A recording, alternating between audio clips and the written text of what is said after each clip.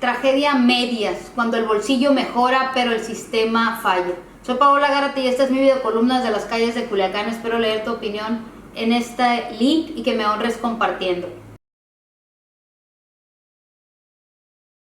Hace unos días se presumió a nivel nacional y local que la pobreza en México y Sinaloa ha disminuido.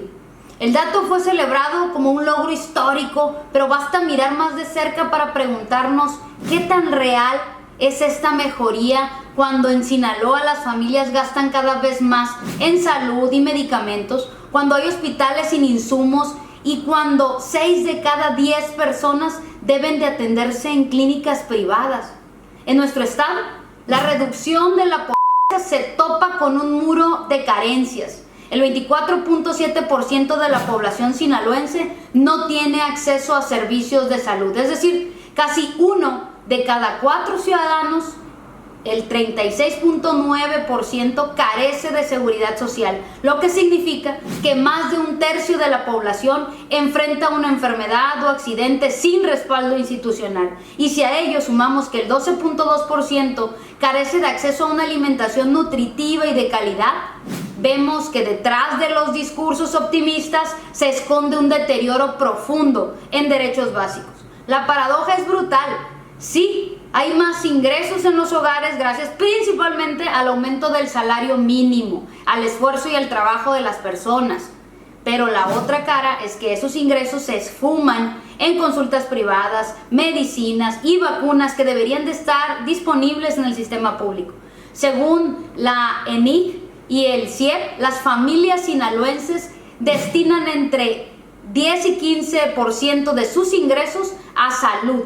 Y en los hogares más pobres esta proporción es aún mayor. A ello se suman datos preocupantes. 6 de cada 10 personas se atienden en clínicas o consultorios particulares, en la mayoría de los casos en consultorios de farmacia. El hallazgo más alarmante es que en Sinaloa se ubica 2% por encima de la media nacional en gasto de bolsillo, lo que significa que aquí las familias cargan un peso económico mayor que la mayoría de los hogares mexicanos para atender su salud.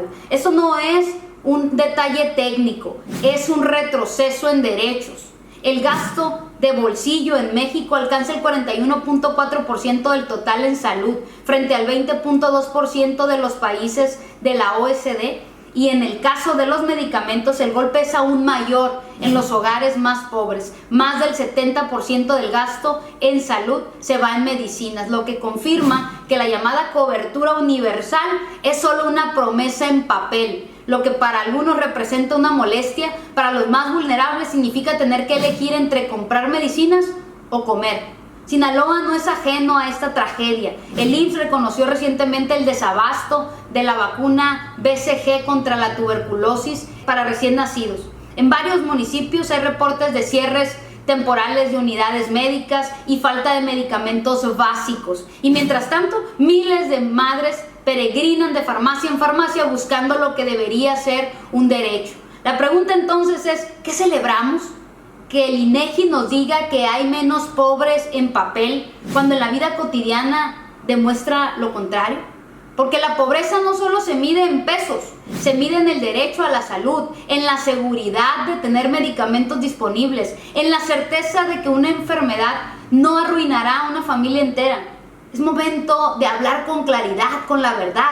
Los programas sociales no fueron el factor principal de la reducción de la pobreza.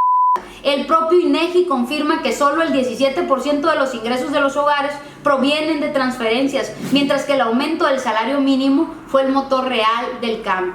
Eso no es mérito exclusivo de un partido, sino de un consenso nacional. Pero no olvidemos que el pastel no crece, aunque se reparta de manera más justa con un crecimiento económico raquítico. Los logros en la reducción de la pobreza corren el riesgo de ser efímeros. Hoy el reto no es cantar victoria, sino consolidar derechos. En Sinaloa y en México necesitamos urgentemente una política de salud que deje de recargarse en el bolsillo de la gente, lo que debería garantizar el Estado. Necesitamos inversión en hospitales, médicos suficientes, vacunas disponibles y medicamentos asegurados. Y necesitamos sobre todo un gobierno que no maquille más las cifras, sino que responda a la realidad de las familias. Porque la verdadera pobreza no es la que se mide en encuestas, sino la que se vive cuando un niño no recibe su vacuna, cuando un anciano no encuentra su medicina o cuando una familia se endeuda para pagar una operación. Esa es la deuda pendiente, esa es la urgencia que no admite celebraciones vacías. Les mando un abrazo cargado de bendiciones.